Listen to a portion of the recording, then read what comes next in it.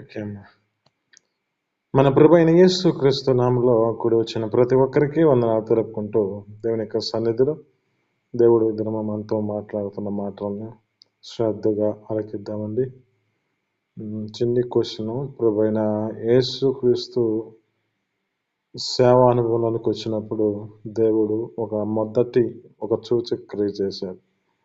అది ఎవరైనా చెప్పగలిగితే త్వరగా చెప్పండి.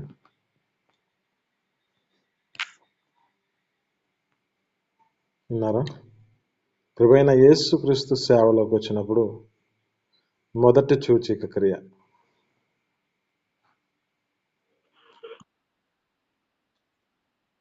ఆమేన్. హల్లెలూయా. ఇదేనా మనం మనతో మాట్లాడుతున్న మాటలు కూడా శ్రద్ధగా ఆలకిద్దాం. యోహాను సువార్త 2వ అధ్యాయము 1వ వచనం కాడ నుంచి మనం కొన్ని విషయాలను చదువుకుందాం. యోహాను సువార్త 2వ అధ్యాయము 1వ వచనం కాడ నుంచి చదువుకుందాం.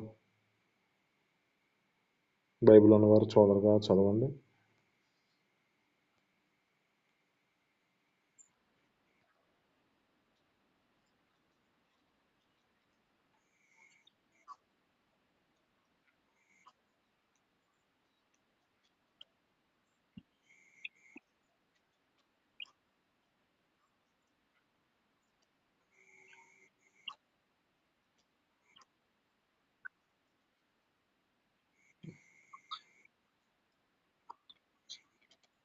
చదవండి. ఇంకొక మాట. సరే, ఓకే. ఇక్కడ నా మాటలు మనం జ్ఞాపకం చేసుకుంటే ఇక్కడ కనపడుతున్న విషయం ఏమిటి అంటే, కానా అనే ప్రాంతంలో వివాహం జరుగుతుంది. అక్కడ ప్రత్యేకంగా ప్రభు అయిన యేసు క్రీస్తు పిలువబడినట్లుగా, అలాగే వారి యొక్క తల్లి మరియమ్మ గారు కూడా అక్కడికి వచ్చినట్లుగా కనపడుతుంది.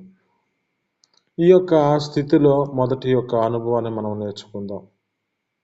ప్రభు అయిన యేసు క్రీస్తు అక్కడ ఏమి జరుగుతుందంటే, వారి యొక్క ఆ యొక్క విందులో ద్రాక్షారసం అయిపోయిందంట.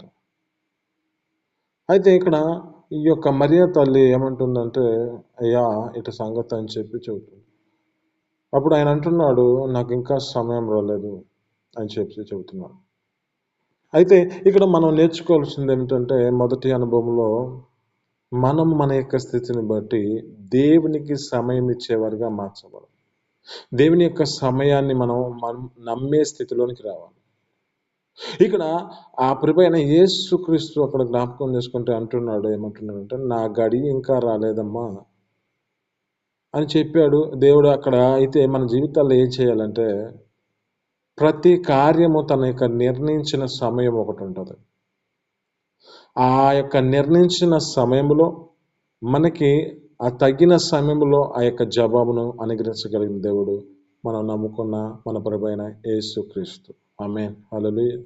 మన జీవితాల్లో ఎన్నో ప్రార్థనలు చేస్తూ ఉంటాం. అయితే ఈ ప్రార్థనలో మనకి జవాబు రాలేని పరిస్థితి ఉంటుంది. నిరుత్సాహపడుతూ మన జీవితాలను గడుపుతున్న పరిస్థితులు ఉంటాయి.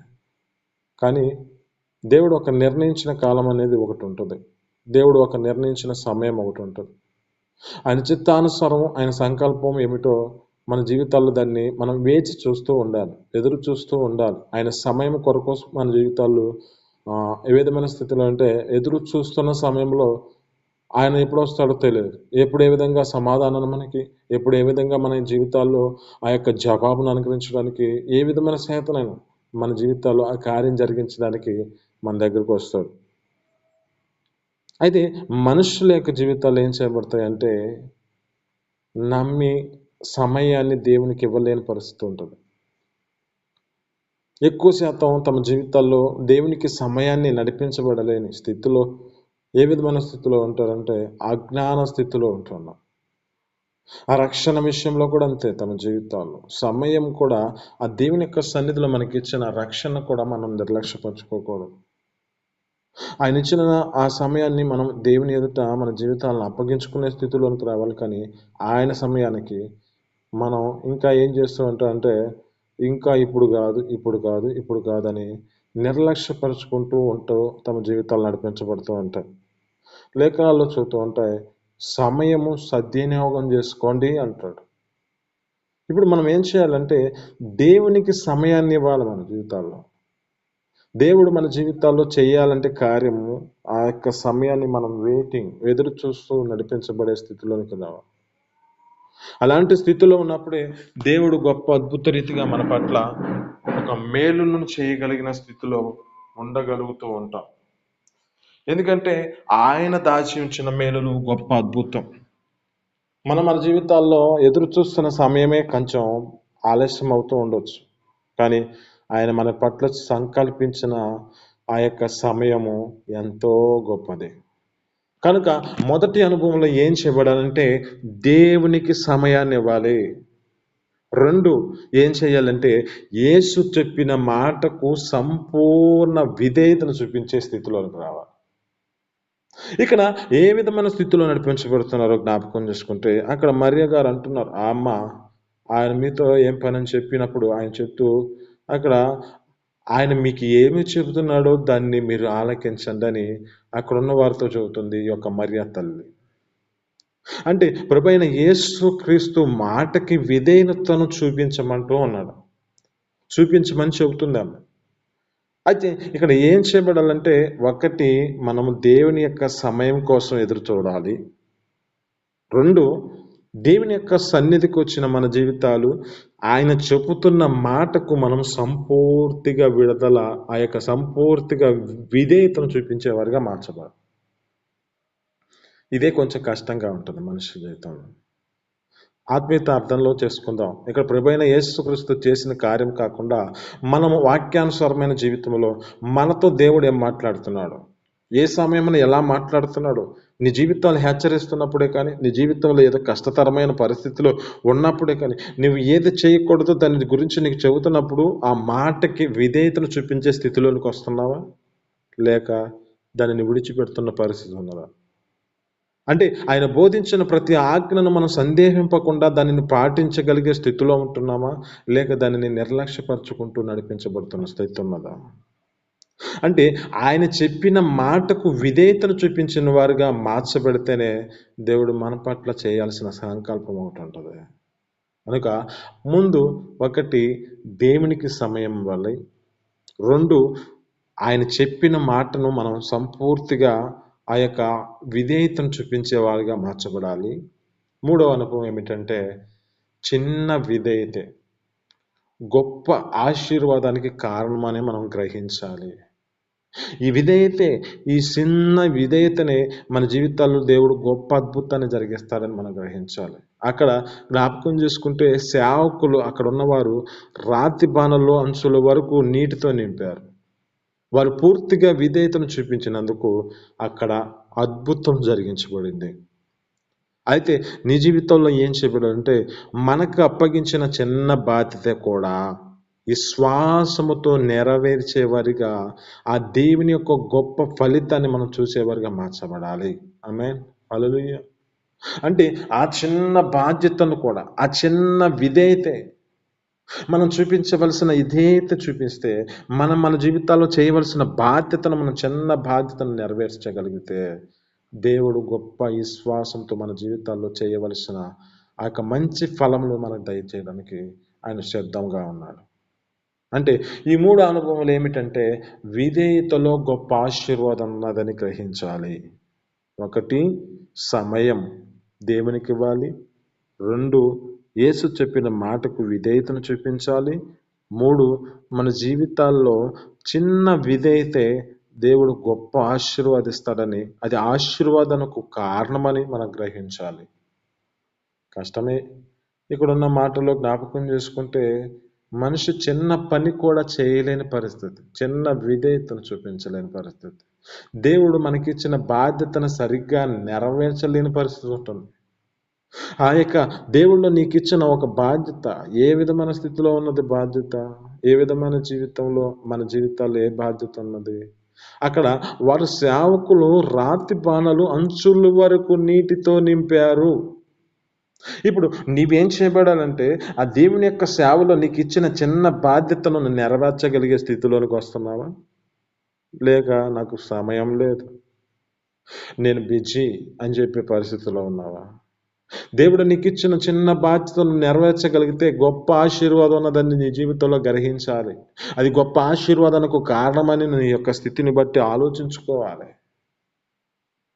నాలుగవది, మన జీవితాలలో దేవుడు మనకున్న కొరతను బట్టి సమృద్ధిగా అనుగ్రహించగలిగిన దేవుడు.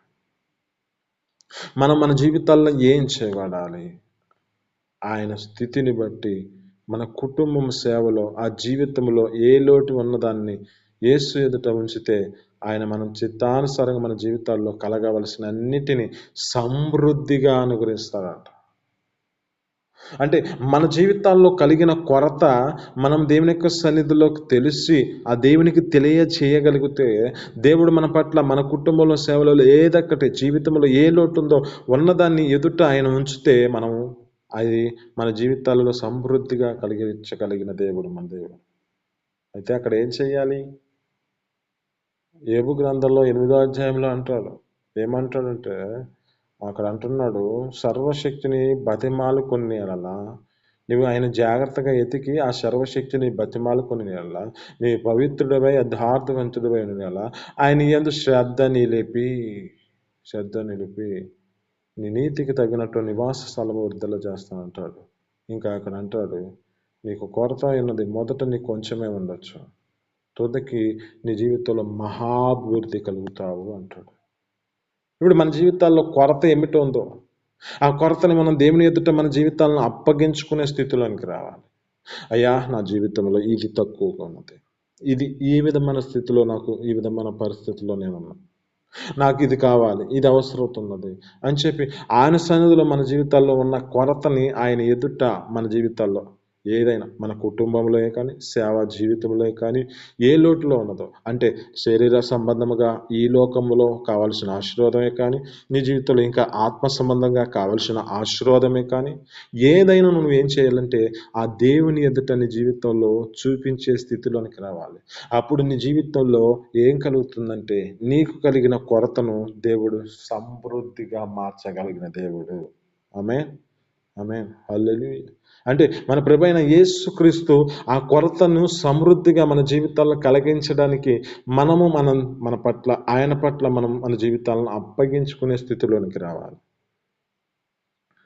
5వ అనుభవం ఏమిటంటే మనము మన జీవితాల్లో కలిగిన దాన్ని బట్టి అక్కడ పరిస్థితిని బట్టి జ్ఞాపకం చేసుకుంటే అది సాధారణమైన నీరే, కానీ అత్యుత్తమకు అక్కడ జ్ఞాపకం చేసుకుంటే దానిని గొప్పగా దేవుడు ద్రాక్షారసముగా మార్చాడంట. అంటే ఇది రూపాంతరపరచబడి శక్తిని తెలియజేసినట్లుగా కనబడుతుంది. అయితే ఇక్కడ సాధారణమైన దానిని అసాధారణమైన దానిగా మార్చే శక్తి యేసులో ఉన్నదని గ్రహించాలి. ఓకేనా? 5వది, మన జీవితాల్లో ఏం చేయబడాలంటే ఇది సాధారణమైనదే, కానీ అసాధారణమైనదిగా మార్చే శక్తి యేసులో ఉందనేది గ్రహించాలి. అంటే మనము మన జీవితాల్లో కలిగి ఉన్న స్థితిని బట్టి మనకి ఆ దేవుడు మన జీవితాల్లో ఏదైతే అసాధ్యం అనుకుంటున్నామో దాన్ని సాధ్యపరచగలిగిన దేవుడై ఉన్నాడని మనం గ్రహించే స్థితిలోనికి రావాలి. ఇక్కడ కనపడుతున్న నీటిని దేవుడు ద్రాక్షారసముగా మార్చాడు. అది ఒక రూపాంతరం చేయబడింది నీ జీవితంలో. ఒక మాట, పాపంలో ఉన్న నీ జీవితాన్ని పవిత్రమైన జీవితంగా, నీ స్థితిని బట్టి నిరాశను నీ జీవితంలో నిరీక్షితమైన బలహీనతల చేత నీ జీవితంలో ఉండొచ్చు, కానీ దేవుడు ప్రతి ఒక్క పరిస్థితిని గ్రహించగలిగిన దేవుడు కనుక పాపములో నుంచి నిన్ను విడిపించి పవిత్రతలోనికి తీసుకొచ్చే దేవుడు. నీ జీవితంలో నీ స్థితిని బట్టి కృంగిపోతున్న స్థితిలో ఉంటే నా దేవుడు లేవగలిగిన ఆ యొక్క శక్తిని ఇచ్చే దేవుడు. నీ జీవితంలో బలహీనమైన పరిస్థితిలో ఉన్నప్పుడు బలపరచగలిగిన దేవుడు మన దేవుడు. ఆ మార్చే శక్తి మన ప్రభువైన యేసుక్రీస్తుకు ఉన్నదని గ్రహించే మన జీవితాలు కావాలి. ఆ గ్రహింపును మన జీవితాలు కావాలి. 1, దేవునికి సమయం ఇవ్వాలి. 2, ఆయన చెప్పిన మాటకు విధేయతను చూపించాలి. అయితే మనకు ఆ యొక్క చిన్న బాధ్యత మనం నెరవేర్చగలిగిన స్థితిలోనికి వస్తే గొప్ప ఆశీర్వాదం అన్నది గ్రహించాలి. అలాగే మనకున్న కొరతను ఆత్మీయంగాని, శరీరంగా కానీ ప్రతిదీ మనము దేవుని ఎదుట చూపగలిగితే మన జీవితాల్లో సమృద్ధిగా అనుగ్రహించగలిగిన దేవుడని, అలాగే మన యొక్క స్థితిని బట్టి జ్ఞాపకం చేసుకుంటే ఒక సాధారణమైన దేవుడు దానిని సాధ్యపరచగలిగిన దేవుడని గ్రహించే శక్తి ఆయనలో ఉన్నదని మనం గ్రహించే మనసు మనకు ఉండాలి. 6, మన జీవితాల్లో జ్ఞాపకం చేసుకుంటే ఆయన అద్భుతాల ద్వారా యేసుని మహిమ ప్రత్యక్షపరచబడుతుందని గ్రహించే మనకు మనసు ఉండాలి.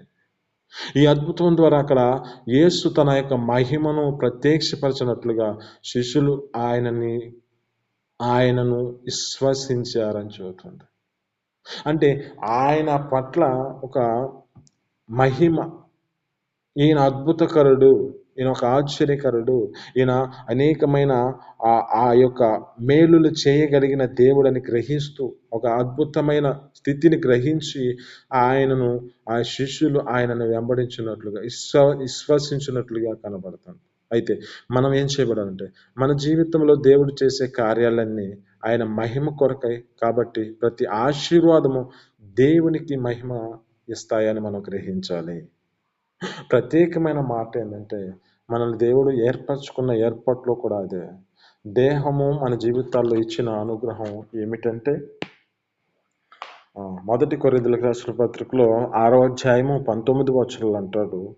ఏమంటాడంటే, మీ దేహము దేవుని వలన మీకు అనుగ్రహింపబడినది, మీలోనున్న పరిశుద్ధాత్మకు నిలయమై ఉన్నారని మీరు ఎరగరా? మీరు సత్తు కాదు, ఇలువ పెట్టిన కొనబడిన వారు అంటున్నాడు. ఏ ఇలువ పెట్టి కొనబడ్డాం? తన యొక్క రక్తాన్ని ఇచ్చి మనల్ని ఆ యొక్క రక్తము చేత మనల్ని కొనుక్కున్నాడు. కొనుక్కున్న వారి జీవితాల్లో ఏం చేయమంటున్నాడు? కనుక ఇలువ పెట్టి కొనబడిన వారు కనుక మీరు సత్తు కారు కనుక మీ దేహముతో దేవునిని మహిమపరచాలి అంటాడు. ఇప్పుడు అక్కడ అద్భుతాల ద్వారా యేసు మహిమ ప్రత్యక్షపరచబడినట్లు కనబడుతుంది. కనుక మన జీవితాల్లో ఏదైనా మన యొక్క స్థితిని బట్టి ఆయన కార్యాల కొరకు మనం ఏం చేయాలంటే ఆయన మహిమ నిమిత్తమై మన జీవితాల్లో ఈ దేహాన్ని దేవునికి సన్నిధిలో అప్పగించుకునే స్థితిలోనికి రావాలి. ఇలాగా కలిగే స్థితిలో ఉండగలిగితే దేవుడు ఆయన చేసే మేలులో ఒక ప్రత్యక్షపరచబడుతుంది ఆయన మహిమ కొరకే. నా మహిమ కొరకే మన జీవితాల్లో ఏం చేయగలుగుతున్నాం? మన జీవితాల్లో చేయగలిగిన ఆ స్థితిలో ఏం వెంబడించగలుగుతున్నట్లుగా కనబడుతుంది. ఆయన మహిమ కొరకు నీ జీవితాల్లో ఏమైనా త్యాగం చేస్తున్నావా? ఆయన మన జీవితాల్లో ఎన్నో అద్భుతాలు చేస్తున్నాడు. మరి అద్భుతాల కొరకే ఆయన మహిమ కొరకే నువ్వు ప్రత్యక్షపరచబడినట్లుగా నీ జీవితంలో ఒక సాక్ష్య జీవితాన్ని నీ జీవితంలో ఉండగలుగుతున్న స్థితిలో ఉంటున్నావా? నీ సాక్ష్యాన్ని ఎవరికైనా పంచగలిగే స్థితిలోనికి వస్తున్నావా? నీ సాక్ష్యం ద్వారా అక్కడ దేవుని యొక్క మహిమ కలుగుతుందని నువ్వు గ్రహించగలిగే స్థితిలోనికి వస్తున్నావా? అంటే ఒక అద్భుతాన్ని చేయగలుగుతున్నాడంటే ఆయన మహిమ కొరకు ఆయనకు గ్రహించే స్థితిలోనికి రావాలి.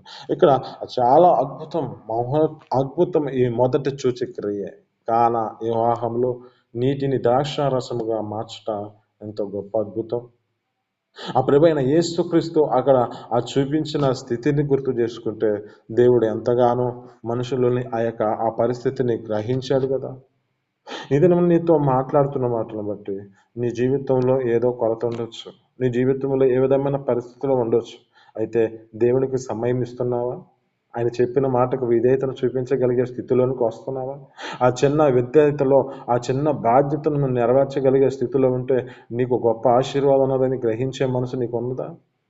ఆయన సన్నిధిలో నీ జీవితం అప్పగించుకుంటున్నావా? ఆ విధమైన స్థితిలో నీ జీవితంలో కుటుంబమే కానీ సేవాపరమైన జీవితంలో కానీ ఏ లోటు ఉన్నదో దానిని దేవుని ఎదుట నీ జీవితంలో అప్పగించుకునే స్థితిలోనికి వస్తున్నావు, కనపరిచే స్థితిలోకి కనబడుతున్నావు. ఎప్పుడైతే నువ్వు దాన్ని చేయగలిగితే ఆ దేవుడు ఆ పట్ల మన జీవితాల్లో అది సమృద్ధిగా మనకి జీవితాల్లో కొరత ఉన్నదాన్ని అనుగ్రహించగలిగిన దేవుడని నువ్వు జీవితంలో గ్రహిస్తున్నావు. ఒక సాధారణమైన స్థితిలో ఉన్నదే దేవుడు, కానీ దాన్ని సాధ్యపరచగలిగిన దేవుడని, దాని యొక్క జీవితాల్లో ఏదైనా మార్చగలిగిన శక్తి అని. అంటే మన జీవితాల్లో మన యొక్క స్థితిని బట్టి దీని నుంచి మనం విడిపించబడలేము అనే పరిస్థితిలో ఉండొచ్చు. ఇక ఈ యొక్క అపాయముల నుంచి నేను తప్పించబడలేనేమో అనుకుని ఉండవచ్చు. కానీ ఆ అపాయము నుంచి నేను రక్షించగలిగిన దేవుడు ఉన్నాడని, ఆయన శక్తి ఉన్నదని నువ్వు గ్రహించగలిగే మనసు నీకు ఉన్నదా? అద్భుత రీతిగా ఒక నీటిని ద్రాక్షారసంగా మార్చాడే. కనుక మన జీవితాల్లో అలాంటి స్థితిలో మన జీవితంలో ఉన్న పాపాన్ని తొలగించి పవిత్ర జీవితాన్ని అనుగ్రహించగలిగే శక్తి ఆయనలో ఉందని గ్రహించుతున్నావు. నీ జీవితంలో నిరాశాహ స్థితిలో ఉన్నప్పుడు, నిరాశాహ స్థితిలో కూడా దేవుడు నిన్ను ధైర్యపరచగలిగే శక్తి ఆయనలో ఉన్నదని గ్రహించగలుగుతున్నావు. నువ్వు బలహీనమైన పరిస్థితిలో ఉన్నావు. ఆ బలహీనమైన స్థితిలో నాకు దేవుడే సంపూర్తి విడుదల కలుగజేస్తాడని ఆయన శక్తితో నువ్వు ఆ యొక్క శక్తి ప్రభావాన్ని నువ్వు అనిపించే స్థితిలోనికి వస్తున్నావు. అలాంటి స్థితిలోనికి నడిపించబడే స్థితిలోనికి వస్తున్నావు. మరి దేవుని యొక్క అద్భుత క్రియలు ఆయన మహిమ కొరకు ప్రత్యక్షపరచబడినట్లుగా కనపడుతుంటే, మరి మనం ఆయన మహిమ కొరకు ప్రత్యక్షపరచబడినట్లుగా మన జీవితం సాక్ష్య జీవితం ఉంటుందా? అలాంటి జీవితం కలిగి ఉంటున్నామా లేదో గ్రహించుకో. ఈ మాటలు మీ ఎన్నికలో దీవించి ఫలించునుగాక. చిన్ని ప్రార్థన. పరిశుద్ధుడా, జీవాధిపతి, ఆశ్చర్యకరుడా, మహోన్నతురానికి స్తోత్రము తండ్రి. మీ అపారమైన ప్రేమ చేత, మీ కృప చేత నా తండ్రి యొక్క సాయంత్రం దినమున సన్నిధిలో మమ్మల్ని నడిపించిన దేవానికి స్తోత్రాలు. అయ్యా నా తండ్రి, నీ ప్రణాళికలో నేను వినేవారుగా ఉండాలని ఆశపడ్డాను. కానీ దేవా, నీ మాట నన్ను బోధించుటకై నీ బోరగా నన్ను వాడుకున్న దేవా, నీకే వందనాలు, స్తోత్రాలు. నీ కృప చూపించారు. అయ్యా నా తండ్రి, అద్భుత రీతిగా నీ సన్నిధిలో కానా వివాహాన్ని నీటిని ద్రాక్షారసంగా మార్చటలో మాకు కొన్ని విషయాలు మీరు నేర్పించిన దేవానికి స్తోత్రాలు. అయ్యా, నీకు సమయం ఇవ్వలేని స్థితిలో మేము నడిపించబడుతున్నామేమో. అయ్యా, నీ గడియ కోసం మేము ఎదురు చూడలేని పరిస్థితుల్లో ఉన్నామేమో. మాకు నా తండ్రి ఈ దినమున మాకు తెలియజేసిన మాటను బట్టి మేము ఆ సమయం కోసం ఎదురు చూసే కృపను మాకు దయచేయండి. అయ్యా నా తండ్రి, నీకు విధేయతను చూపించకుండా సంపూర్ణ విధేయతను చూపించలేని స్థితిలో నీ మాటను మేము తునీకరిస్తున్న పరిస్థితుల్లో ఉన్నామేమో. అయ్యా నా తండ్రి, సంపూర్ణంగా నా తండ్రి నీకు నా తండ్రి విధేయతను చూపించే మనసు మాకు కలుగ చేయండి. అలా నా తండ్రి, ఈ చిన్న విధేయత, చిన్న బాధ్యతను మీరు నెరవేర్చగలిగితే గొప్ప ఆశీర్వాదం ఉన్నదని గ్రహించే మనసు మాకు అనుగ్రహించి మీ సన్నిధిలో సహాయించండి. అలాగే మాలో ఉన్న కొరత కొదువులను మీ సన్నిధిలో అయ్యా నా తండ్రి విన్నపం చేస్తే మీరు సమృద్ధిగా అనుగ్రహించగలిగిన దేవుడని మేము నా తండ్రి గ్రహించే మనసును మాకు అనుగ్రహించండి. సాధారణమైన దానిని సాధ్యపరచగలిగిన దేవుడు అని అయ్యా నా తండ్రి, ఏ విధమైన స్థితిలో ఉన్న వాటిని వాటిలో ఉన్న వాటిని నా తండ్రి ధైర్యపరచగలిగిన శక్తి నీలో ఉన్నదని మేము గ్రహించే మనసు మాకు కలుగ చేసి మీ కృప చూపించండి. అలాగే తండ్రి, ఒక అద్భుతం ద్వారా నీకు మహిమ ప్రత్యక్షపరచబడినట్లుగా కృప చూపించారు. అలాగే మా జీవితాల్లో మా సాక్ష్యాల ద్వారా మీరు చేసిన అనేకమైన అద్భుత క్రియలను నేను అయా నీ సన్నిధిలో అయా ఈ సాక్ష్య జీవితాన్ని కాపాడుకొని నీ మహిమార్థమై నీ మహిమను ప్రత్యక్షపరచున్నట్లుగా మా జీవితాల అట్టి కృప మాకు అనుగ్రహించి అయ్యా నీ నిత్య జీవార్థమైన పరలోకానికి సిద్ధపాటు కలిగి ఉండే కృపను మాకు దయచేయమని యేసు పరిశుద్ధ నామమున అడిగి పొందుకొని జీవిస్తున్నాను తండ్రి. ఆమేన్.